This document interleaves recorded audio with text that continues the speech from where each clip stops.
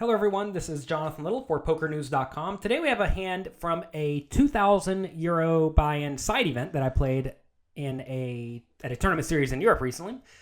Early in the day, sixth hand of the tournament, we're facing a raise to 250 from the player in the low jack seat. The player in the hijack calls, a 40-year-old guy calls on the button, small blind calls. Now I have queen 9 suited in the big blind, facing a 2.5 big blind raise. This is a spot where I'm going to call virtually every time. I don't see any other real option. There's really no point in 3-betting hands like this just because they flop really well. And when a hand flops really well, you just don't want to do anything to take away the potential to see the flop. There may be some merit to raising hands like this on the button if you think they're not quite, or the button or the cutoff if you think they're not quite good enough to call with. But early in the tournament, playing 300 big blinds deep, I'm going to splash around with this pretty much every time. So I do call. Now we see a flop 5 ways, and flop comes 7, 6, 3, 2 hearts. And we have queen 9 of hearts, so we have a flush draw and 2 overcards. This is a spot where I definitely think leading is an option. I don't do a whole lot of leading. I mean, if you've been watching a lot of these videos that we've made here for Poker News, you will see that I very rarely lead, especially heads up. But this is a somewhat unique spot in that the pre-flop raiser is somewhat unlikely to bet on this flop. So if the pre-flop raiser is somewhat unlikely to bet on this flop, just because this should be good enough for the other player's ranges, that means it's often going to get checked through. And, it's not so bad if it gets checked through, but you have to understand that pretty much anyone or everyone in this hand has some amount of equity, right? If someone's sitting here with queen jack, they have me beat at the moment. If someone has, ace king, they're ahead. And a lot of these hands will pick up some additional equity on the turn and then they won't fold. Whereas if you just lead the flop, some of those hands will fold. So I'm not going to say that leading is mandatory in this spot or anything like that, but I certainly think it is an option. More so of an option than it traditionally is. So let's see if I do make a lead in this spot. And I do decide to lead. The best hands to lead are draws that you would prefer not to check call, and also very strong made hands. I'm not a big fan of leading multi-way with very marginal made hands, like, say I had king 6 or something like that in this scenario. I would probably check, looking to check call or perhaps check fold, depending on the action. But with your nut hands, you want to bet because you want to put money in the pot. And then with your draws, you want to bet because if you check call, like imagine I do check call with this flush draw, right? And the turn's a heart. I either have to lead the turn, which looks incredibly strong, or I have to check raise, which also looks incredibly strong. So you typically don't want to take lines that make your very strong hands look incredibly strong, and I think that's exactly what check raising does. When you lead, you keep your range somewhat wide, at least in a lot of players' eyes, to a lot of draws and a lot of marginal made hands, a lot of premium made hands, etc. So you can have lots of stuff.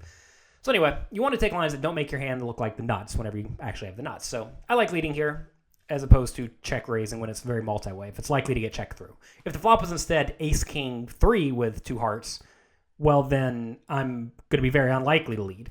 Because if you lead on ace king 3 with 2 hearts, you're going to get called by anyone with an ace or king, and that should certainly be in their range. So I'd be more inclined to check call in that spot. But here we do have some fold equity. Anyway, replayer sped up a little bit too quick. Turn is an 8 of hearts. I bet 2,000 into the third 3,250 pot, and my opponent calls. So we bet the flop, only the button calls. We're definitely going to bet again on the turn with the flush. There is plenty of value to be had at this point. We can get called by all the 2 pairs, all the worst flushes, all of the straights, all the sets, etc. Maybe we can even get called by a hand like 9-8 or 8-5 if our opponent has something like that. So there's a lot that can call us in this scenario. So leading is, or continuing to bet is definitely a good option. It's not really a lead at this point anymore because when you were the aggressor on the previous street, your current bet is no longer a lead. It's just you betting again.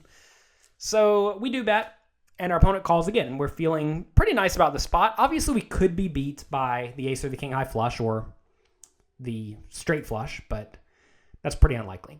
So river's a king. Some players elect to check in this spot, but I definitely do not like a check. If you check in this scenario and your opponent does have one of those hands I just mentioned, like 9-8, he's pretty much always going to check behind, and you really don't let your opponent check behind.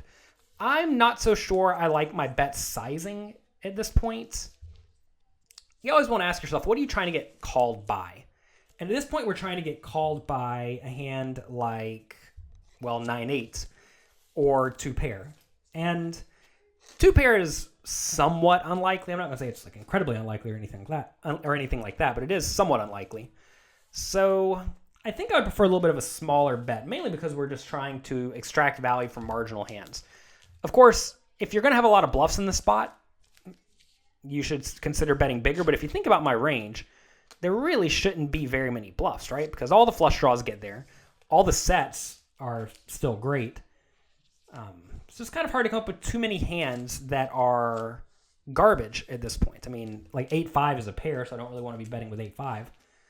So I'm having a tough time coming up with too many absolute garbage hands I would want to be betting big with. And whenever you don't have very many garbage hands in your range, typically you want to be betting small because you're fine getting called, and your opponent's going to lose a lot of time when they call.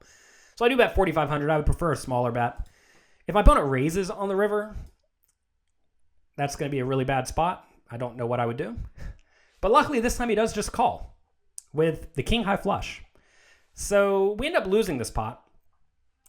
If I bet the river and my opponent did raise, like I was saying, given he is a random 40-year-old guy, I probably would have found a fold. I would have been so unhappy about it, especially if he raised big. Like if he went all in or something like that here, do you really think a random 40-year-old guy is going to bluff early in a side event for a lot of his money or all of his money?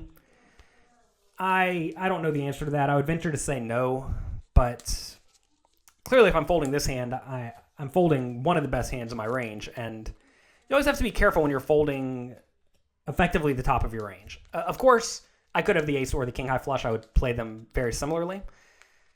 Would I ever have the ace high flush in this spot? Notice the ace high flush is a much better hand to check call the flop with, because ace high can be good at showdown sometimes whenever you check call, whereas queen high is a little bit less likely to be good whenever you check call. So maybe I do just check the ace high flush instead, maybe even check raise the ace high flush instead. So I'm not sure if I actually have ace high flushes in my range. So if I don't have ace high flushes in my range, that means I'm folding everything besides the king high flush, and there really should not be very many king high flushes in my range at all. So maybe I'm just folding too often if I am folding here on the river. But against a random 40-year-old guy, I think you can make an exploitative fold and get out of the way in a spot where you are probably just going to be beat. Of course, if you think your opponent's going to be bluffing a lot because you have some sort of a read, then you just have to call it off. My opponent definitely should have raised at some point in this hand. I think a flop raise would have been fine, although I like his call. On the turn, should he raise at that point? I actually think calling there is probably fine too, because I am almost certainly drawing dead or nearly dead, and he wants to allow me to continue bluffing. If a heart comes on the river, my opponent can just easily call, so he's not so concerned about the heart coming on the river. So I think that calling the turn is also fine. On the river, I think he definitely should have raised. Some people are very paranoid about raising on the river unless they have exactly the nuts, fearing that they're just beat every time if they get significant action. But I think that's not a good thought process. You are going to be in great shape in this scenario. You're going to have most of my range crushed. If you do raise, should he go all in on the river? Probably. I think I'd probably just go all in on the river. I think that would be pretty nice. So anyway, this hand doesn't end up working out for me, but kind of it does. Whenever you make the third nut flush and you lose to the second nut flush, you're supposed to lose a lot of money, and here we only lost 80 big blinds. And 80 big blinds is a lot, but it's not the end of the world. So that's going to be it for this video for Poker News. If you enjoyed this, definitely check out my interactive poker training site over at pokercoaching.com. They have a lot of quizzes where you can go through, well, we have over 100 quizzes at this point, and you can go through a lot of fun interactive hands and test your skills. So check that out at pokercoaching.com. Thank you very much for watching, and be sure to check back next week for another educational poker hand.